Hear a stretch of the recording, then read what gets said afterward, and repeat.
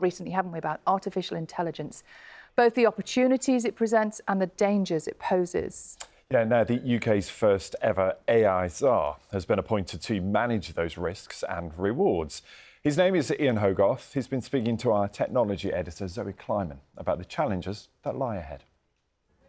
The world is waking up to the potential and the dangers of the most advanced forms of artificial intelligence.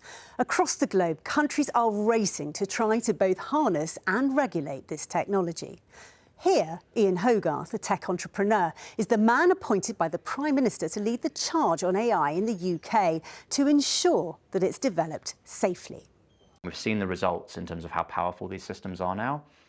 And so the question is, if we keep doing that and we keep feeding these systems more and more computing resource, more and more data, and we keep having stronger and stronger incentives for the private sector to accelerate this stuff, when do we cross a line when these systems become dangerous in a new way, where they become, closer to human intelligence or exceed human intelligence? And no one can tell you a definitive answer for when that's going to be. There's another threat, isn't there, which is jobs. There will be winners and losers on a kind of global basis in terms of where the jobs are as a result of AI.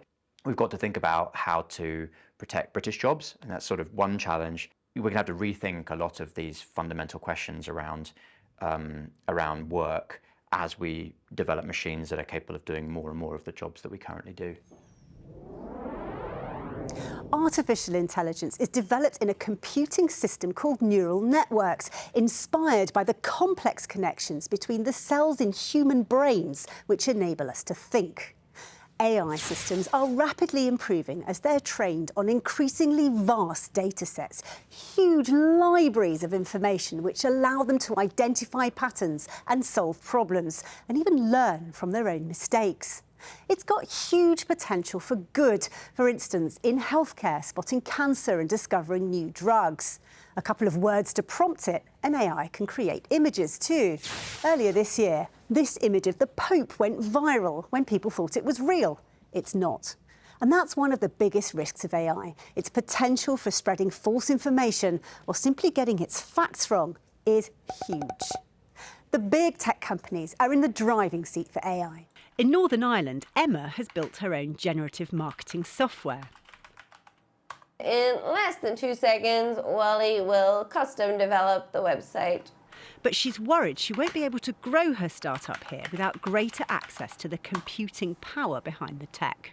Technology is advancing so quickly, and because people have more access to hardware and staff, and the US offers more grants and funding than the UK does, it gets to the point where you have to take investment to exit.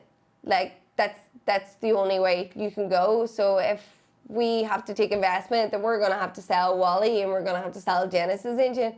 So realistically, that's going to go to a big tech corporation, which will then put it into their product. And once again, the UK will be reliant on big tech companies. It's a balancing act that the world can't get wrong, maximising the benefits and minimising the risks of AI while ensuring that no single company, country or the tech itself grows too powerful. Zoe Kleiman, BBC News.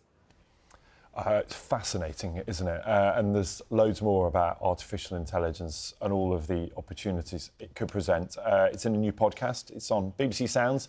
It's called Understand Tech and AI.